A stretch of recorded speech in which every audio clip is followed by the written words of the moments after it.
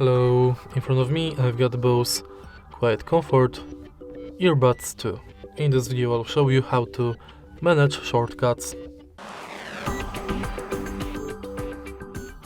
In the beginning, let's go to BOSE Music app and make sure that your earbuds are connected with the app. Now, go to Shortcut, switch this button to enable this function, and now select between Cycle through modes and access your voice assistant.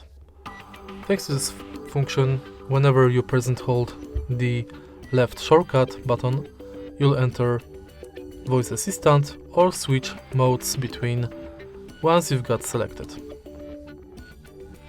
And that's basically it. If you find this video helpful, please leave like, comment and subscribe.